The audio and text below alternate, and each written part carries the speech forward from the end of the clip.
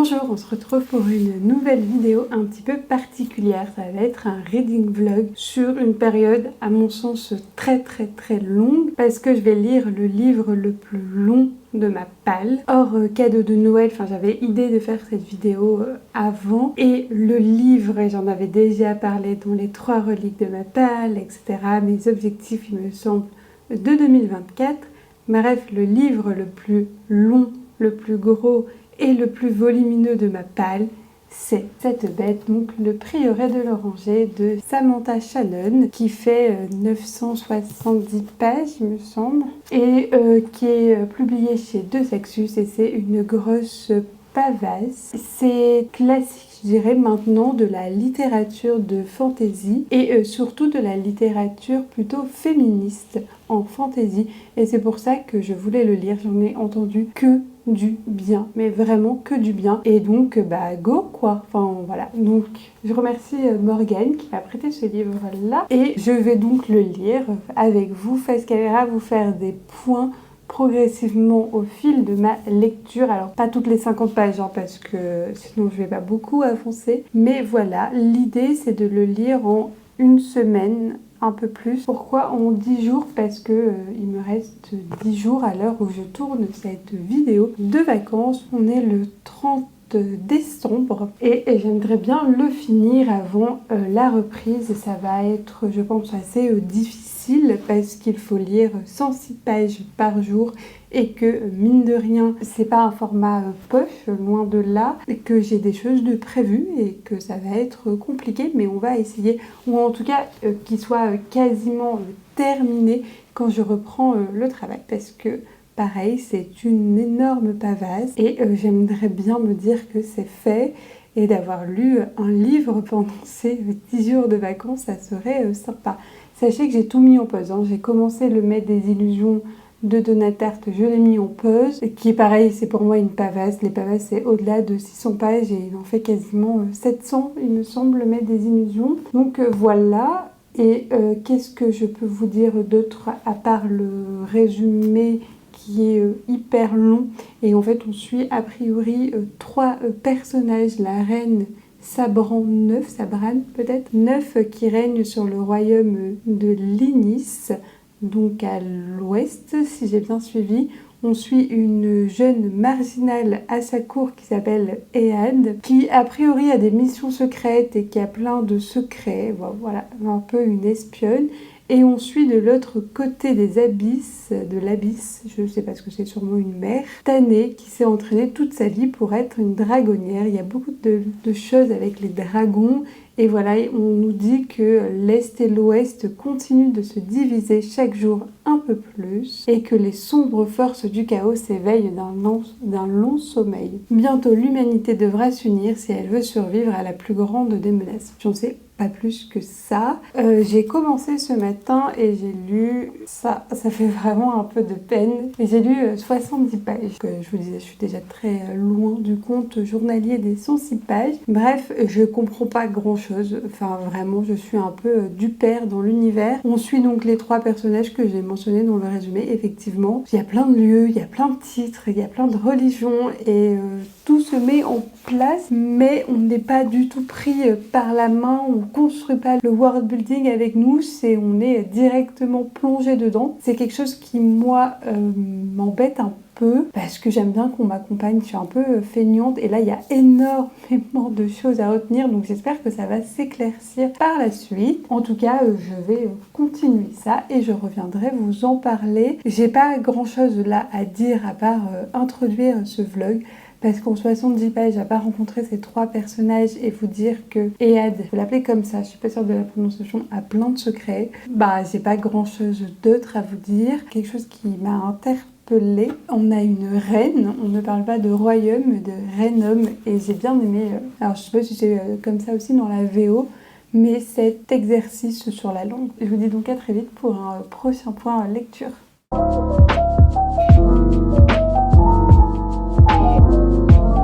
Bonjour, on se retrouve, on est le 2 janvier et il est 13h45 et déjà bonne année de vive voix, je vous souhaite tout le meilleur et que vraiment cette année 2024 soit une réussite pour vous. Pour ma part, si je vous reprends 2 jours après le précédent clip, c'est qu'hier, je n'ai absolument pas lu et que je suis totalement en retard dans mon planning, je mets des guillemets, de lecture du Prieuré de l'Oranger. C'est pas grave, je vais soit en refaire un, soit totalement abandonner l'idée d'avoir un planning de lecture. J'en suis à la page 190 et j'aime vraiment beaucoup. La dernière fois que je vous avais pris, il me semble que je vous avais dit que c'était un peu confus, que j'avais l'impression d'avoir été plongée comme ça dans l'univers et de pas très bien comprendre. C'était le cas, mais vraiment amélioré dans la suite, vraiment.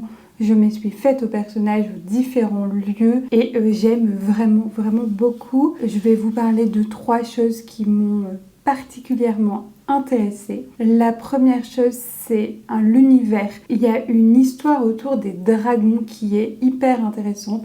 L'Ouest haït les dragons et associe ces créatures au sans nom, donc un dragon qui viendrait prendre le contrôle et qui avait déjà essayé de prendre le contrôle d'une partie des territoires et que la famille Baratanet, je crois, a réussi à chasser des territoires de l'Ouest et c'est pour ça que c'est la reine Sabran de cette famille qui règne sur une partie des territoires de l'Ouest. Et donc là, les dragons sont comme nos dragons dans nos croyances occidentales, des êtres de feu qui peuvent voler, qui font peur.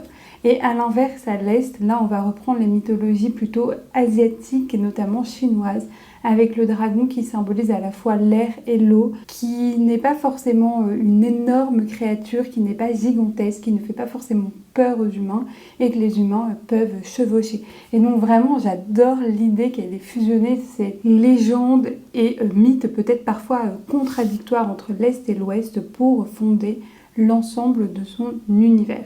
Donc ça, j'aime vraiment beaucoup. Deuxième point que j'aime beaucoup dans l'histoire, c'est la relation qui existe entre Lot, c'est son surnom, je n'ai plus son nom entier, et Sabran, la reine. Voilà, on n'est pas loin d'une relation amoureuse, ou en tout cas une très forte relation amicale. Il est banni de la cour par le maître des espions de la reine sans qu'elle en sache rien, et il part mener une quête pour retrouver le père de la reine, et donc elle n'en sait strictement rien, et nous ça nous permet d'en apprendre davantage sur d'autres territoires, sur ce qui se passe dans l'univers, pourquoi le territoire d'Iskelin. Et d'ailleurs ça me fait penser, il me semble que dans Köchiel il y a ce mot là déjà, il me semble, mais bon c'est peut-être moi qui fabule, d'en apprendre davantage, donc pourquoi cette région Iskelin est tombée au nom de la religion des sans noms et non plus des vertus, des 6 vertus je crois, comme dans la cour de la reine Sabran. Voilà, je sens venir la petite histoire d'amour et pour le moment elle me plaît pas mal, surtout que la reine a accepté de se marier avec un autre mec, un seigneur, un prince d'un autre endroit. L'univers est très vaste, il y a plein de pays, il y a plein de rois et tout, c'est hyper bien une fois qu'on a compris, mais c'est hyper difficile du coup de remettre en mots parce que j'ai pas retenu tous les noms de tous les territoires. Donc ça, et troisième point que j'adore, mais là je pense que vous le saviez si vous avez lu le livre et surtout par rapport à ce que j'ai pu dire dans mon précédent clip, je suis très fan de Ehad. Elle m'intrigue vraiment beaucoup. Elle vient de faire un truc badass pour sauver la reine. Elle maîtrise la magie. Elle connaît plein de secrets. Elle navigue vraiment dans cette cour de mystère, de secret. Elle tire son épingle du jeu pour une cause dont on ne sait pas grand-chose. On sait juste, en tout cas moi où j'en suis, qu'elle vénère la mère, qui est l'ancêtre de la reine Sabran. Et en fait, dans la cour de l'ouest là, du pays de Sabran, elle est vraiment, c'est une figure très pâle, très marginale. On lui préfère plutôt le saint, qui est son mari.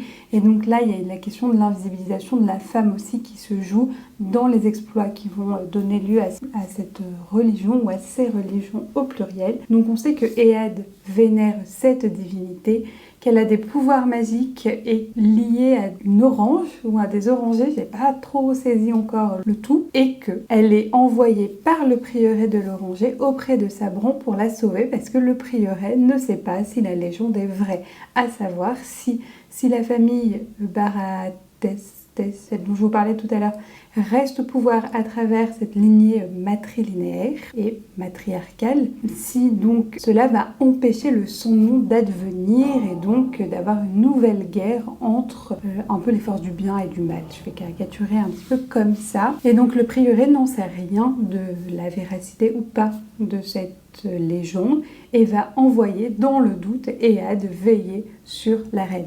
Mais on n'en sait rien de plus, on ne sait pas ce qui se passe autre part dans le monde, on ne sait pas les intentions du prieuré, on ne sait rien du tout sur ce prieuré à part ça. Et ça m'intrigue. Moi j'adore vraiment les passages avec Ehad, j'ai envie d'en savoir plus. Depuis qu'elle a sauvé la reine en utilisant la magie, ça m'intéresse, elle a sauvé la reine dans des dragons, j'aime trop. Par contre, pour le moment, je trouve qu'il y a un décalage entre l'Est et l'Ouest. Je suis moins fan de ce qui se passe à l'Est, même si le personnage du docteur Russ m'intrigue. J'ai envie d'en savoir plus sur lui et sur sa relation, du coup, homosexuelle avec l'ancêtre des rois de Myrmidon, si je ne me suis pas perdue dans la géographie et la géopolitique de cet univers.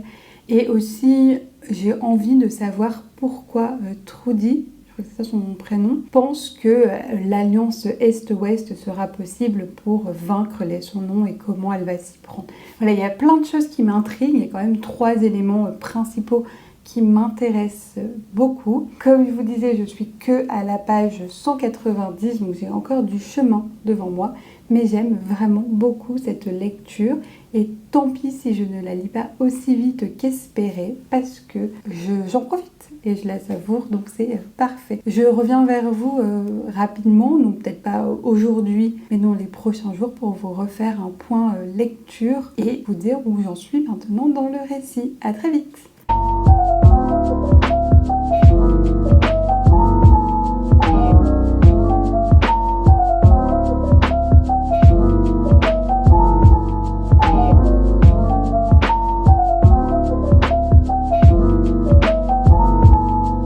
Bonjour, je vous retrouve, on est vendredi 5 janvier et je crois que ça fait plusieurs jours où je ne suis pas venue vous parler de ma lecture au cours, donc toujours le prieuré de l'Oranger de Samantha Shannon et j'ai vraiment bien avancé. On est du coup très loin des objectifs fixés initialement au début de ce vlog, donc de le finir à la fin de cette semaine et de lire 100 pages, 106 pages par jour parce que déjà, quand j'arrive à lire 60 à 90 pages par jour, c'est déjà pas mal. J'en suis quasiment à la moitié. Je suis précisément à la page 431 sur les 960 que compte le livre. Donc vraiment pas loin de la moitié, il se passe plein de choses. Donc tout d'abord, je vais faire par zone géographique, ça sera beaucoup plus simple. À l'ouest, la reine Sabran est enceinte, elle vient de se marier avec le prince, puis on a eu une tentative d'assassinat à son égard et du coup le prince, son mari, est mort. Elle est enceinte, donc on espère d'une petite fille pour préserver la lignée matrilinéaire qui règne sur ce regnum. Je suis peu touchée par ce personnage qui est quand même, à mon sens, assez peu développé. On n'apprend pas grand-chose sur elle, on sait pour son passé, pour la mort de sa mère, etc. Pour son enfance un peu recluse et en même temps préservée et en même temps très éloignée des réels enjeux de son peuple. Elle est formée à régner et c'est ce qu'elle fait et en même temps je la trouve très naïve parce que, encore une fois, elle est éloignée des préoccupations de son peuple, des vraies préoccupations. Elle a son propre système de hiérarchisation et de comparaison. La tentative d'assassinat est en partie commanditée, voire totalement, je ne vais pas rentrer dans les détails ici, par Trudy, cette jeune fille dont je vous ai déjà parlé, qui est importante, qui est au cœur de l'histoire parce qu'elle est persuadée que c'est une alliance avec l'Est qui va permettre de sauver l'Ouest du réveil du surnom, donc de ces dragons cracheurs de feu. Ce personnage, cette jeune fille qui a juste 16 ans, m'intrigue beaucoup parce qu'on apprend vraiment davantage sur elle, sur son passé au sein de cette petite principauté dont elle est issue avant de devenir femme de chambre et femme de compagnie de la reine Sabran. Et en fait, il y a plein de mystères sur son grand-père, Jadnan, il me semble le prénom. Plein de mystères et qui vont être reliés à une deuxième partie d'histoire que je vais vous résumer juste après. Donc ça, c'est pour l'Ouest. Il faut rajouter également que la relation entre Sabran et Ehad devient de plus en plus personnelle, que cette dernière joue un rôle de conseillère quand même à la reine, parce que c'est une des rares à lui rappeler la vérité et surtout à ne pas être aveuglée par cette religion du sang. Donc notamment, elle sait que faire des enfants c'est bien plus compliqué que juste un seul rapport sexuel, etc. Et donc elle va essayer comme ça d'ouvrir les yeux de la reine, de lui enlever ses ornières. Donc au début j'étais vraiment à fond sur ce qui se passait dans l'Ouest. Maintenant un petit peu moins, je trouve qu'on s'enlise un peu dans le récit. Bon, je vais pas développer là et on développera plus tard quand je vous donnerai mon point de vue sur le livre. Au sud, on va suivre Lot, donc le compagnon de la reine Sabran, compagnon en termes d'amis dont je vous ai déjà parlé et dont moi j'ai très hâte qu'il se passe quelque chose. Il a été envoyé en Iskalin, il me semblait qu'on s'est arrêté sur ça, vous et moi, sur un complot du maître espion de la reine Sabran pour enquêter sur ce qui s'est passé concernant le père de la reine et surtout pour l'éjecter de la cour de la reine afin qu'elle puisse se marier. Bref, plein d'intrigues politiques. Là, j'ai adoré les retournements de situation parce qu'il va apprendre en fait que ce royaume d'Iskalin est certes tombé au nom de la religion de son nom, qu'il a quitté la protection des 6 vertus, mais en fait que l'héritière, la Donmata de ce royaume, donc une jeune femme, est en fait toujours décidée à faire régner les 6 vertus dans son royaume et elle confie à Lot une mission d'aller porter une boîte de fer à un ambassadeur d'un autre royaume. Je vous ai dit au début qu'il y avait beaucoup de royaumes, on s'y perd pas forcément dans le récit, mais les noms sont quand même très difficiles à retenir, je trouve. Et ce fameux ambassadeur, en fait, c'est le protecteur et celui qui a emmené Ehad à la cour de la reine Sabran. Et donc on apprend un tout petit peu plus, ou en tout cas Lot en apprend davantage sur le prieuré et les fonctions du prieuré. Mais c'est des choses que nous, on avait déjà eues dans l'histoire, notamment quand Ehad vint, ou plutôt aide à repousser le dragon qui attaque la reine. Donc là, rien de nouveau, à part la mort de Kit, qui, bon, j'étais un peu triste pour lui, il était mignon, il avait l'air sympathique, mais bon, j'étais pas plus attachée que ça à ce personnage, donc la meuf passe pour une sans cœur, c'est pas grave. Et à l'est, il y a toutes les intrigues autour de Niklas et de l'honorable Tané qui est enfin dragonnière, il me semble qu'on dit comme ça, donc elle peut chevaucher une dragonne en l'occurrence. Et cependant, comme elle a aidé Suilar l'étranger à rentrer en Seiki, donc ce royaume de l'Est, alors que c'est interdit à cause de la peste dragonie. Elle va être découverte, je vous passe les péripéties, par les autorités et condamnée, j'en suis là dans le récit, et sa dragonne en l'occurrence est capturée par des pirates qui vendent des morceaux, des corps des dragons, ce qui est totalement interdit en Seiki parce qu'ils considèrent les dragons comme des déesses et des dieux. Le seul point qui m'intéresse réellement à l'Est, c'est Niklas et la relation qu'il a avec Janer, le grand-père, suivez bien, de Trudy, là, qui a commandité l'assassinat de la reine Sabran. Parce qu'en fait, il a en sa possession, Niklas, un papier qui remonte de son compagnon, de son amant, Janer. Donc un papier, un vieux papier, un parchemin avec une écriture très ancienne, une langue ancienne, qui ressemble à un code et en fait qui est très énigmatique. Et les pirates, a priori, ont connaissance de ce que c'est. Là où j'en suis, on pourrait le croire, je sais pas précisément. Je découvrirai ça à ma lecture. Et donc j'ai envie d'en savoir un peu plus parce que je reste persuadée, à l'instar de Trudy, qu'effectivement l'Est et l'Ouest vont devoir s'unir. Enfin, je pense qu'on va aller vers là. Tout comme je pense, et que j'aimerais vraiment beaucoup, qu'il y ait une relation sentimentale, amoureuse entre Lot et Sabran pour venir un peu pimenter tout ça. Je vous disais au tout début de cette introduction face caméra que je viendrais aussi vous donner mon avis. Et là, à la page 430, je m'ennuie un peu. Ça fait bien une centaine de pages où je m'ennuie un peu. C'est pas une lecture désagréable, mais c'est pas une lecture où j'ai envie d'y retourner forcément, où j'ai juste une hâte, c'est de lire davantage pour tourner les pages, pour avancer dans l'histoire.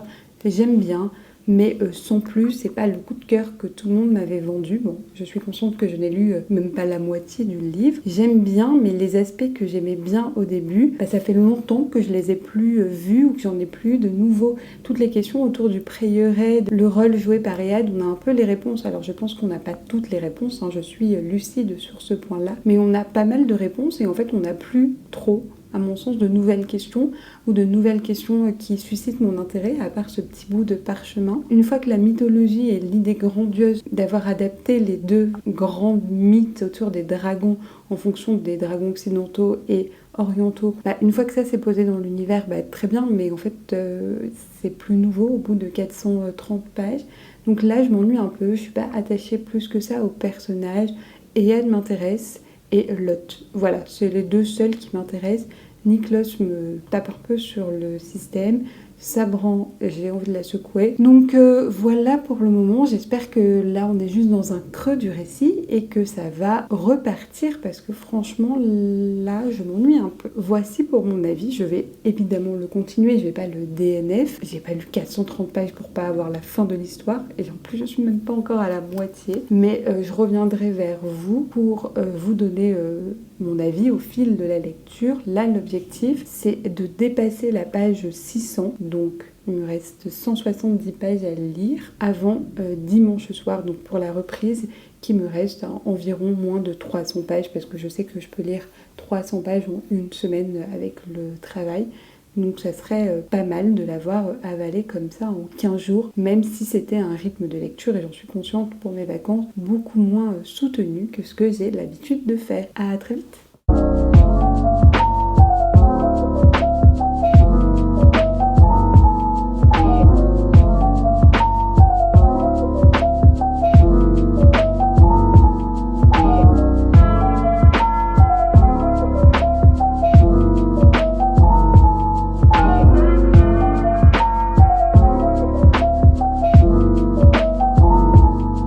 Bonjour, on se retrouve, on est mercredi 10 janvier et ça fait très longtemps que je suis pas venue vous parler de ma lecture en cours. Toujours celle-ci, donc Le Prieuré de l'Oranger, toujours écrit par Samantha Shannon, ça n'a pas changé.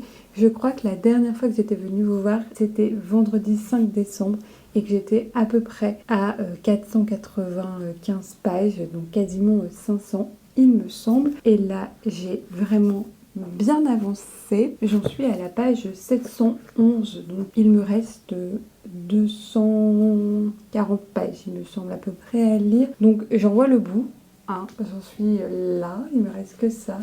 Donc clairement on avance et ça c'est vraiment trop bien. Et j'ai pris pas mal de notes pour vous dire tout ce que j'avais lu parce que voilà c'était très foisonnant. Je vais poser cette belle brique et vous en parler tout de suite. Donc je vais séparer ça en 3 points. D'abord les événements qui se passent à l'ouest et au sud, les événements qui se passent à l'est et mon avis à ce niveau-là du livre. Sachez qu'à la fin de cette vidéo, il y aura un avis sans spoil, mais qui regroupera tous mes avis intermédiaires. Sur l'ouest, on y va parce que j'ai 4 pages de notes. À l'ouest, nous avons découvert que Ehad et Sabran avaient une relation amoureuse, charnelle, qui se développait. L'histoire ne casse pas 3 pattes à un canard, elle ne donne pas plus envie que ça. Mais c'était sympathique à lire. RIP pour mon envie que Lot et Sabran sortent ensemble. J'y reviendrai, mais je pense que c'est un peu enterré et mort avant même que ça n'ait eu lieu. Mais c'est pas grave. Donc Lot est sauvé dans son périple qui l'amène en Iscalin et il se part de cette région avec la peste draconique, etc. Et il est sauvé par un animal dont j'ai oublié le nom.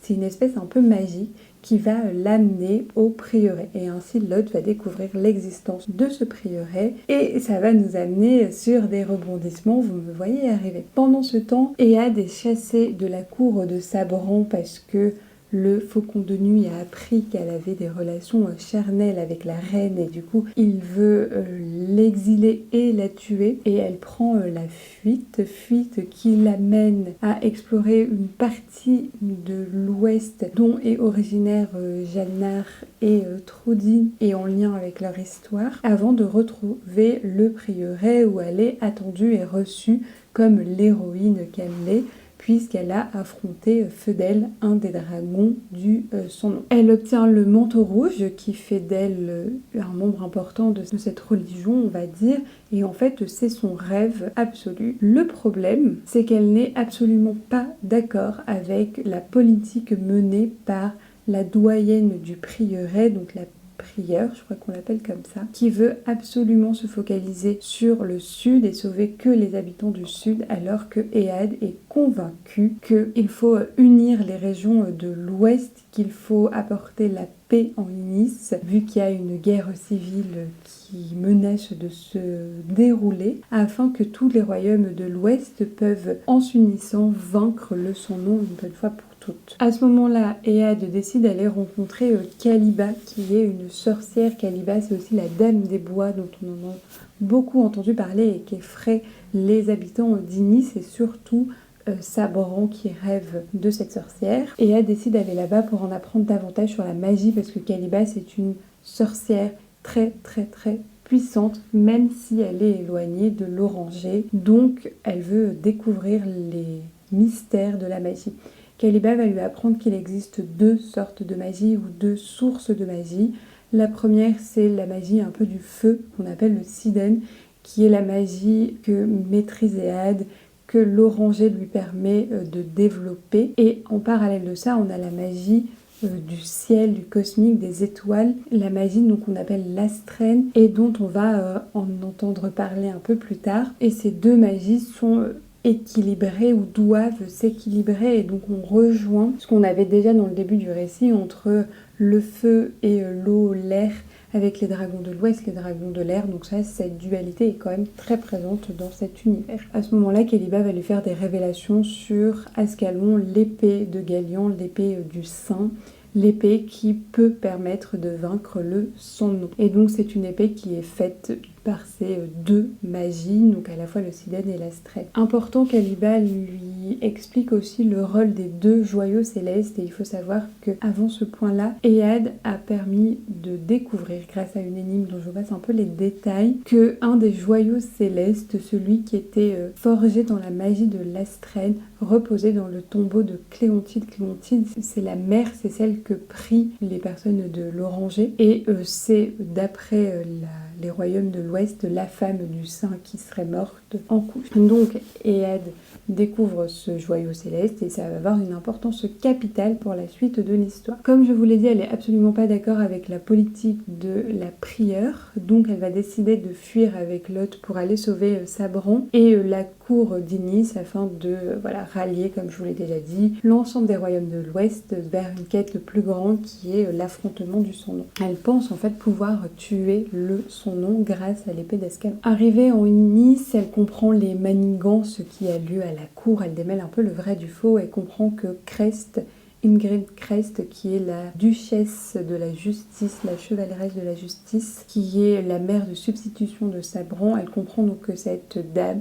manigance pour obtenir le trône d'Inis parce que Sabran est infertile, elle a perdu son enfant en couche et elle devient infertile et Crest voudrait, pour des raisons qui sont développées mais que je ne vais pas redévelopper ici, s'assurer que le trône aille dans sa famille et donc elle retient prisonnière la reine dans un donjon. Lot, Meg, qui est la sœur de Lot, et Ehad ainsi que plusieurs chevaliers du corps sauvent la reine et à la suite de ça, Meg et Ehad part à Boule d'Or, je crois que ça s'appelle comme ça, le fief de la famille de Lot et Megan, qui sont des descendants pareils d'un ami, d'un allié du saint, c'est dans cette région-là, qu'il y a la forêt hantée dans laquelle vivrait Kaliba, d'après les légendes. Dans cette forêt, les deux jeunes femmes vont trouver Ascalon, pareil, j'y reviendrai, et à ce moment-là, quand elles trouvent Ascalon, il y a une confrontation entre Ehad et Kaliba, la confrontation un peu numéro 2, qui est un passage du livre que j'ai adoré parce qu'il y a beaucoup de révélations. On apprend que Kaliba est la mère adoptive de Galian, donc le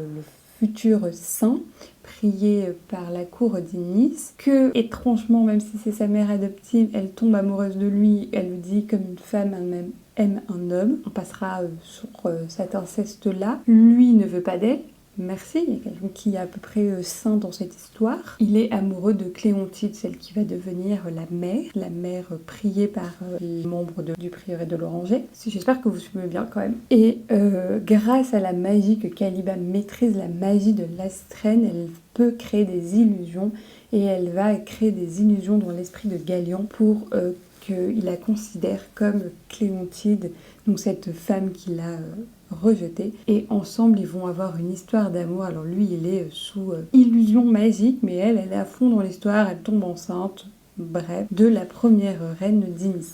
Je vous ai dit c'était plein de révélations, mais quand même, what the fuck. Et c'est ainsi donc que la lignée des Bérenettes est fondée. Et la révélation numéro 2, et que j'ai adoré, c'est en fait que c'est elle le Voirrey blanc, donc le dragon blanc, le dragon qui est la cause de la fausse couche de Sabran et qui l'a rendu infertile. C'est un dragon dont personne ne connaissait l'existence, et en fait c'est Kaliba qui s'est transformé en dragon blanc pour mettre fin à la lignée des Bérenettes et pouvoir ainsi épouser le Sans Nom et obtenir son indulgence. Elle régnerait ainsi, elle, sur Inis, grâce aux illusions, en maintenant pour le peuple l'illusion que c'est toujours la lignée des Bérenettes sur le trône, et comme ça, Son Nom épargnerait Inis. Donc ça, c'est son plan à ce moment-là. Vous imaginez très bien que Ead n'est pas du tout d'accord avec ce plan et qu'elle veut tuer une bonne fois pour toutes le Sans Nom grâce à Ascalon. J'en suis là et j'ai très hâte de savoir ce qui va advenir. Maintenant, dans l'Est, bon, je suis toujours pas fan de ce qui se passe dans l'Est. Tannée, depuis le début, je la supporte pas. J'ai envie de dire, c'est une vraie tannée de lire ces parties messages de mots pourris. Et Russ, c'est bon, ça m'a un peu gonflé les histoires et ses aventures autour de son amour mort il y a fort longtemps, à qui il lui a légué des sources de savoir dont il n'arrive pas à maîtriser. Bref, donc on va repartir sur Tannée. Tannée, elle a eu un dragon, elle est dragonnière, elle est super, elle aime trop. Et ce dragon va lui révéler d'où vient la magie, notamment la magie de l'Est, avec cette histoire de comète. Et on n'est pas loin donc, en mettant les pièces du puzzle ensemble, des révélations que Kaliba apporte à Ead sur les deux sources de magie avec le Silène et l'Astrène. Le dragon se fait enlever par des pirates ultra badass qui ont l'habitude de kidnapper des dragons qui sont quand même des dieux et des déesses en Seki, donc dans des régions de l'Est, et pour en faire du commerce illégal de leur peau, de leurs organes, etc. Mais ces pirates enlèvent en même temps Russ, le médecin. Tant qu'à faire, il était sur la plage à ce moment-là. Et Tannée est exilé sur l'île de Plume, qui est une île qui regroupe les savants de la région. Je vous passe des détails, mais en gros, il y a un tremblement de terre sur cette île causé par les dragons de l'Ouest. Et à ce moment-là, la vieille blessure que Tannée a au flanc, je crois, va se réouvrir et va en sortir un joyau céleste. Et ce joyau céleste est un joyau de magie Silène, et grâce à ça, elle va pouvoir repousser l'attaque du dragon et sauver l'île de Plume. En parallèle, donc à l'est, toujours, je vous ai dit, Russ est enlevé par des pirates, et en fait, sur lui, il a un bout de papier, mais je crois que j'en ai déjà parlé, que lui a légué Jeanne Hart, et il ne sait pas quoi en faire, mais il a l'impression que c'est un peu la clé du mystère de la vie éternelle. La chef des pirates, l'impératrice, je crois, des pirates, impératrice dorée, je crois que c'est ça son nom, c'est exactement le bout de papier qui lui manquait pour compléter son parchemin, parce qu'elle est omnubilée par la vie éternelle, elle aussi. Et grâce à ce papier, Russ va pouvoir percer l'énigme et ils vont se diriger vers le mûrier, qui est une autre source de pouvoir dont elle a déjà mentionné Kaliba et qui permet d'avoir la vie éternelle. Donc voilà pour les événements qui se sont passés dans ces 200 pages et quelques. Maintenant, pour mon avis, bon, vous l'avez compris, j'aime beaucoup, vraiment beaucoup la dualité proposée par l'autrice. La dualité donc entre le feu et l'air et l'eau de l'autre côté, du coup le Silène et l'Astrène, les dragons de l'ouest, les dragons de l'est, le nécessaire équilibre entre ces deux forces, le fait que s'il y en a une qui est trop puissante, l'autre est trop affaiblie, et en fait c'est des vases communicants. J'aime vraiment beaucoup ça, parce que de cette dualité qui repose sur des légendes différentes entre l'Est et l'Ouest, elle en crée tout un univers, et je trouve vraiment ça très bien fait, très intéressant, surtout qu'on y revient par petites touches et on se dit bon bah c'est fini cette dualité, on a tous les éléments et en fait après on a les révélations de Kaliba. Bam, après on a les joyaux célestes que les deux jeunes femmes, là, Ehad et Tanné, sont en train d'utiliser et on se dit que ça va donner lieu à quelque chose vu qu'en plus les joyaux peuvent attirer Ascalon l'épée. J'aime vraiment beaucoup l'univers qu'elle a créé. Mais le gros point noir pour moi, c'est les intrigues. C'est ultra facile. En fait, elles sont toutes résolues en 5-6 pages. Et enfin voilà, je vous disais, Tanné, elle a une blessure au flanc depuis depuis sa naissance, donc elle a 20 ans. Il y a un médecin qui arrive sur l'île à ce moment-là, qui commence à vouloir l'examiner, donc qui commence à lui ouvrir la chair pour voir ce qu'il y a à l'intérieur. Et bam, tremblement de terre, le joyau tombe alors qu'il était là depuis 20 ans et elle comprend direct qu'il faut s'en servir pour repousser le dragon. Je dis bah merci, c'est trop facile. Pareil, Ehad, elle arrive à comprendre les manigances de la cour hyper rapidement. Pareil, Crest, qui est quand même la deuxième femme la plus puissante du royaume, elle se fait renverser en 2 temps, 3 mouvements. Il suffit que l'autre fasse un discours et toute la cour se joint derrière la reine, Sabran. Enfin, je trouve ça souvent très facile. Et en fait, on ne prend pas le temps de poser les intrigues, d'avoir des retournements de situation. En fait, c'est très rapide comme rythme et en fait, tout est facilement résolu. Et je trouve ça très facile dans le procédé. Ça me plaît pas plus que ça. Et le troisième point que je voudrais aborder, dont j'avais déjà parlé, c'est que les personnages, je m'en carre un peu. Les personnages de l'Est, je crois qu'ils m'horripilent, c'est vraiment arrivé à ce point-là, mais Tanné est insupportable. Ross, ça y est, commence à le devenir, j'en peux plus de ces jérémiades. À l'Ouest, Ehad, en fait tellement tout est facile pour elle, elle pense tout savoir, elle a l'air de tout maîtriser mieux que tout le monde. Et elle a un petit côté supérieur qui me... Donc elle me gonfle. Sabran, mon avis n'a pas évolué sur elle. Mes personnages préférés, c'est Lot, toujours, et Meg. Je trouve que ce duo fonctionne vraiment bien. Bon, Meg, on l'a pas beaucoup vue, donc c'est peut-être pour ça encore que je la supporte. Et mon personnage préféré, c'est la Dame des Bois, Kaliba. C'est grâce à elle qu'il y a en fait un récit. C'est grâce à elle qu'on peut avoir cette brique quand même. Enfin, sans elle, il n'y aurait pas d'histoire. Elle est incroyable. Vraiment, c'est une femme forte, une femme qui ressent des choses. C'est une femme qui pense, qui met des plans en œuvre. Elle est intéressante. Il y a un truc à aller creuser. Elle est mystérieuse. On a envie d'en savoir plus, contrairement à tous les autres personnages, j'ai envie de dire. Et encore une fois, j'ai vraiment très mal analysé le début de l'histoire parce que moi j'étais persuadée que Lot et Sabran étaient amoureux. Derrière cette image d'amitié limite fraternelle, je me suis dit non, on va aller vers une histoire d'amour. Et en fait, pas du tout. Une histoire d'amour est entre Ehad et Sabran. Une histoire d'amour qui ne m'intéresse pas. Quand même, point positif d'avoir une relation lesbienne dans un livre grand public, sans que ça pose problème. En fait, je vous ai dit que Ehad était chassé de la cour. Mais en fait, si c'était quelqu'un d'autre qui avait couché avec Sabran, personne n'aurait été également chassé de la cour parce que Lot est chassé aussi pour ça. Parce qu'on le juge trop proche de la reine et que ça pourrait nuire aux épousailles de la reine. Je continue parce que j'aime bien l'univers. Je continue parce que là, il y a des révélations qui m'intéressent et le rythme est très irrégulier, très cyclique, mais j'ai envie de savoir quand même la fin. Je passe un bon moment de lecture quand je lis, c'est pas l'épopée de l'année, c'est pas le livre de fantasy de l'année pour moi, mais je passe un bon moment de lecture et surtout je vais pas abandonner alors qu'il me reste 200 pages et que j'ai fait à mon avis le plus dur et le plus long en termes de nombre de pages et le plus dur parce que je pense que dans les 200 dernières pages il y a tellement d'intrigues qui peuvent se jouer et qui doivent être terminées, je pense, que le rythme va devenir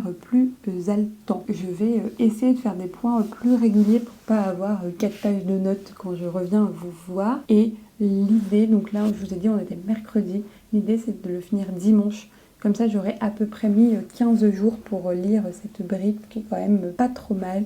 Vu que mon rythme de lecture est aussi très irrégulier en ce moment, notamment avec la reprise du travail. À très vite.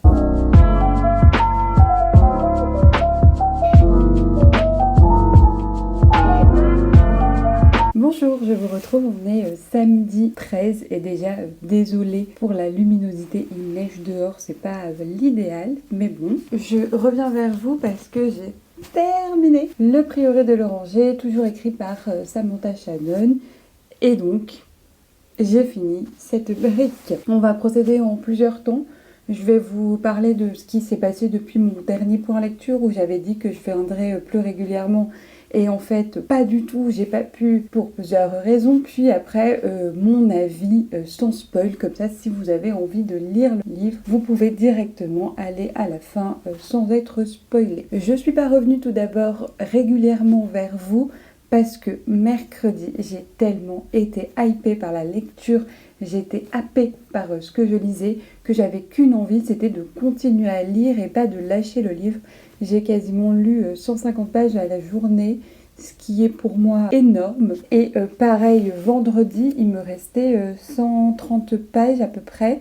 Et je ne me suis pas arrêtée de lire vendredi après-midi. Et après, il était trop tard, il faisait nuit pour vous filmer. Donc ce matin, j'ai pas lu Le Prieuré de l'Oranger, j'ai lu un autre livre et donc là je viens vous en parler. Bon, on commence par qu'est-ce qui s'est passé depuis le dernier point lecture. Cette fois-ci j'ai pas 4 fiches mais 3, ce qui risque d'être un petit peu long, mais je vais encore une fois pas tout vous résumer, je vais vous garder des surprises. La dernière fois que j'étais venue vous voir, Ead et Los étaient repartis en Inis et Ead et Meg étaient allés dans le fief de la famille Roux, pour trouver Ascalon, la fameuse épée, et avait été confrontée à Caliba la sorcière qui leur avait révélé maintes choses. Depuis, qu'est-ce qui s'est passé? Beaucoup de choses, comme sans doute vous vous en doutez.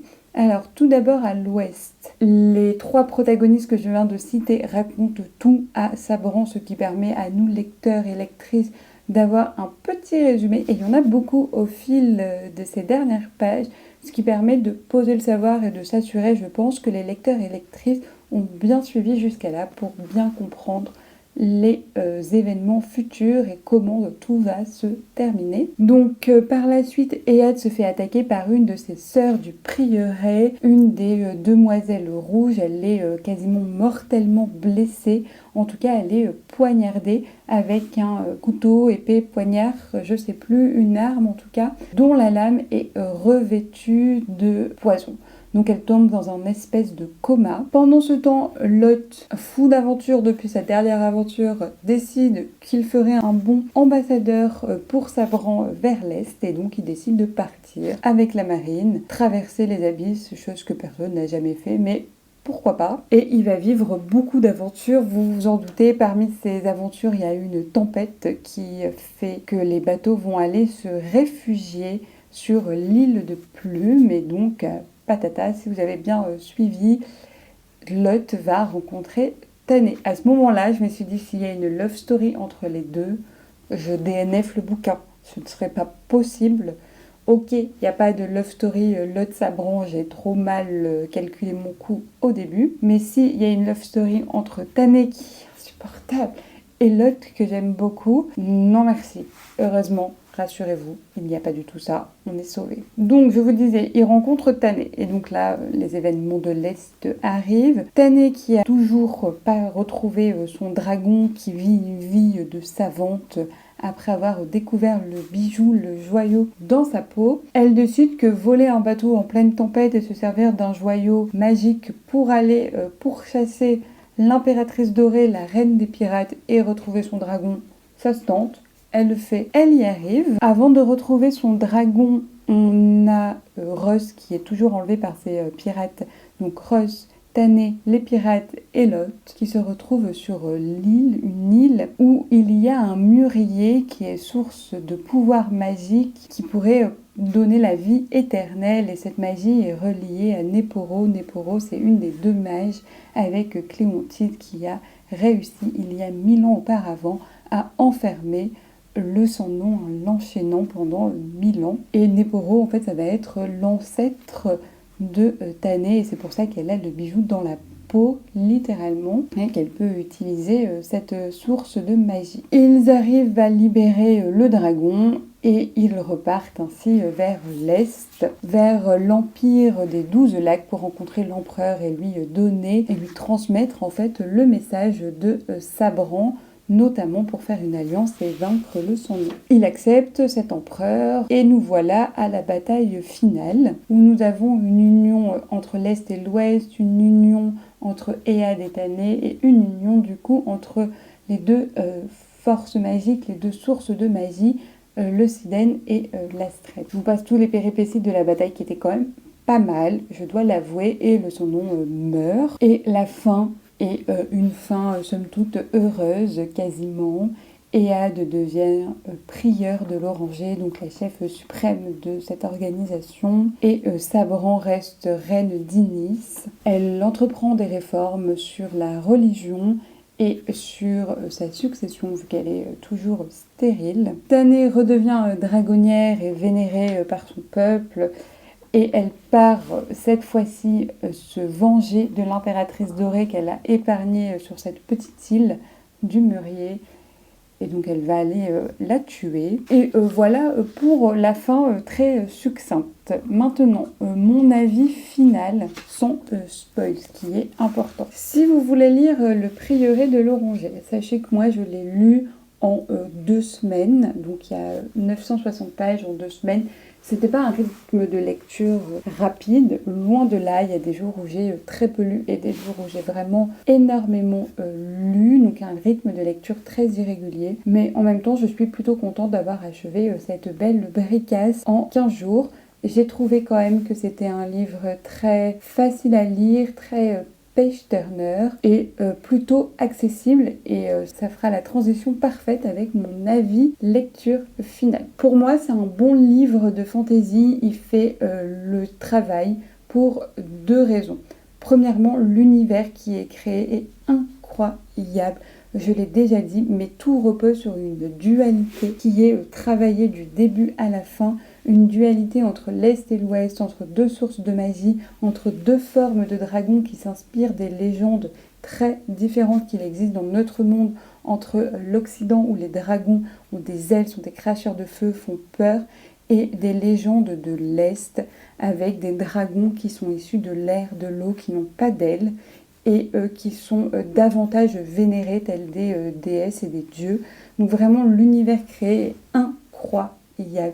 Il est très riche, et même si au début on a du mal à tout retenir, tout comprendre, très rapidement, à partir à peu près de la page 70-100, on est complètement happé dans le récit, on comprend ce qui se passe, on n'est plus du tout perdu, on est totalement immergé. C'est un bon livre de fantasy si vous lisez peu de fantasy, ou si, à mon sens, vous avez l'habitude de lire de la fantasy plutôt destinée à un public jeune, adolescent, sans que ça soit une critique, mais si vous avez regardé l'entièreté de cette vidéo, vous savez que je reproche à ce livre d'avoir une résolution des intrigues vraiment très simple. Il se passe pas grand chose pour que les intrigues soient résolues, et pourtant ces intrigues-là, elles revêtent un caractère indispensable pour la suite du récit, que ça soit dans l'enchaînement des événements ou dans l'évolution des personnages, à la fois sur leur caractère, leur vie ou sur leur histoire en fait. Il y a des changements importants qui se font en 10 lignes.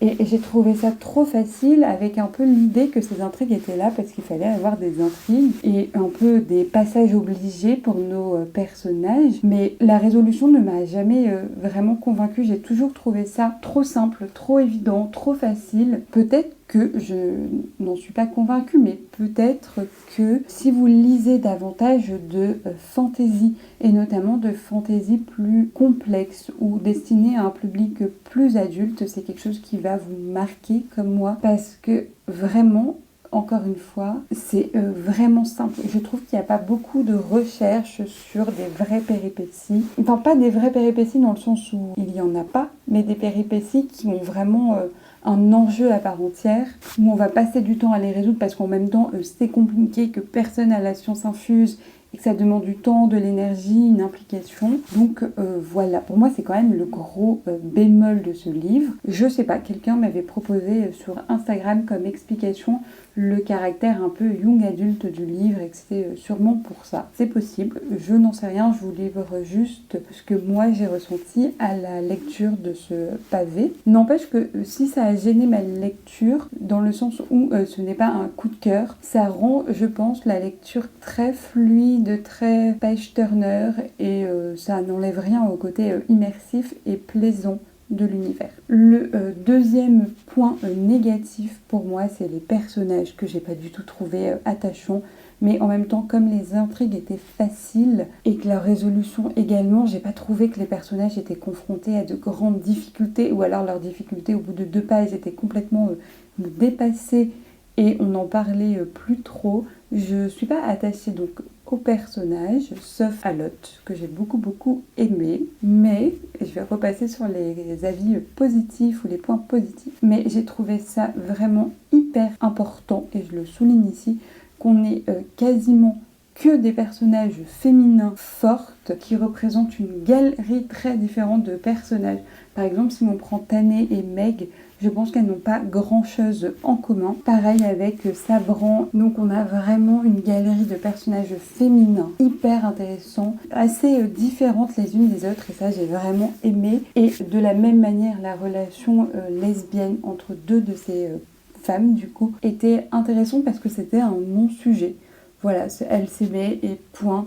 Il y a une toute petite intrigue dessus, mais franchement, on n'en parle pas parce que c'est lesbien, parce que c'est incroyable, parce que c'est hors norme dans le sens où ça sort de ce qui est attendu.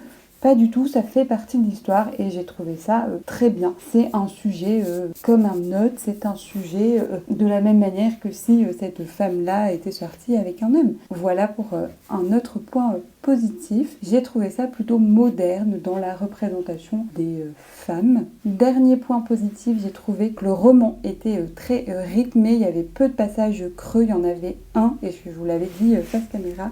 Mais sinon, le reste du temps, effectivement, je le redis, c'est un page turn. Donc pour mon avis final, j'ai passé un bon moment de lecture. C'était pas incroyable, c'était pas le coup de cœur que tout le monde m'avait vendu et que j'ai vu passer sur les réseaux sociaux, mais j'ai vraiment passé une bonne lecture, de bons moments de lecture. J'ai vraiment apprécié l'univers qui a été créé et cette question de la dualité, vraiment, j'ai trouvé ça intéressant parce qu'on le voit dans beaucoup de livres, mais là c'était très bien amené, très bien fait, avec plein de rebondissements autour de cette question-là. Vraiment, j'ai adoré. Après, est-ce que les intrigues étaient faciles ? Et c'est peut-être pas encore une fois le bon terme, parce que ce livre s'adresse à un public plus jeune, je sais pas. En tout cas, j'ai passé un bon moment de lecture, je vous le conseille si la taille du livre ne vous fait pas peur et si le côté intrigue plutôt rapide ne vous décourage pas à le lire. Et est-ce que moi je lirais le préquel qui est Un jour de nuit tombée ? Oui, il est aussi long que celui-ci, donc pas tout de suite. Peut-être que ça sera ma lecture pour 2025, pour janvier 2025, comme j'ai fait avec celle-ci en première lecture de l'année.